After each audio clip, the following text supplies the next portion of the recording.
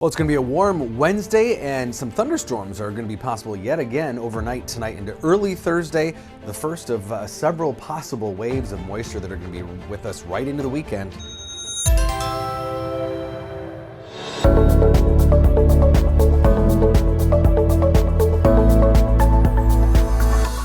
So we picked up more rain over the last 24 hours, mostly across central and west central Minnesota, where there were some heavier pockets, up to about an inch around the Brainerd areas, and some pockets of heavier rainfall as well south of the Minnesota River. And one hail report just north of Benson, 1¼ inch hail from the storms yesterday afternoon. Highs today are going to be close to 80, where we have more sunshine here in the southern part of the state, but even northern Minnesota getting in on some low 70s as clouds clear out there. Left over from some showers that we saw, really the showers that developed yesterday were still going early this morning. We've got an upper level low coming out of the southwest. This is going to be the focal point for storms and weather right through the weekend. First round of severe weather today is going to be across Colorado and Nebraska as that upper level low ejects out of the Rockies. Severe weather, even some tornadoes possible, Colorado into Nebraska and Kansas, and then that same area lifts further north and east tomorrow, creating a severe weather threat just to our west, maybe even into southwestern Minnesota. So the morning showers fizzle out. We're going to look for clusters of some activity to our south. Again, that severe weather farther to the south in Colorado and Nebraska overnight tonight, or late today into tonight.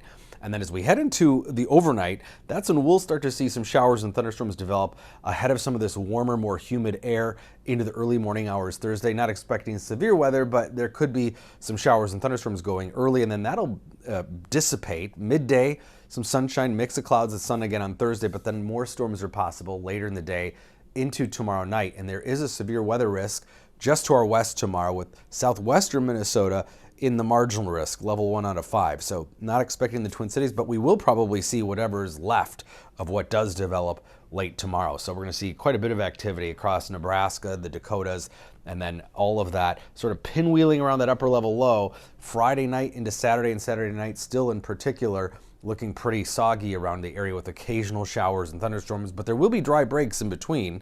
We'll see those temperatures pop up close to 70 and hopefully clearing that out at least by Sunday afternoon. Might have some lingering couple of showers Sunday morning, but Mother's Day afternoon looking dry. And most of the rain over the next 48 hours confined to the west. You can see the Twin Cities really on the edge of this. So that means that we're really looking at some spotty leftovers, but heading into the weekend probably won't be so lucky. Widespread soaking of precip, widespread inch plus of rainfall possible across southern Minnesota into the weekend, maybe even getting into 2 inches or more in southwestern Minnesota.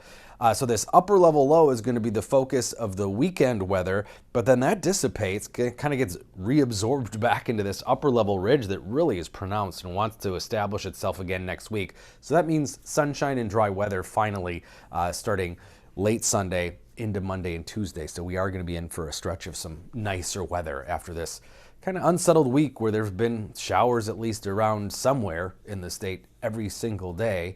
We've been actually faring pretty lucky in the Twin Cities so far, but that will probably change. But again, next week looks nicer for most everybody.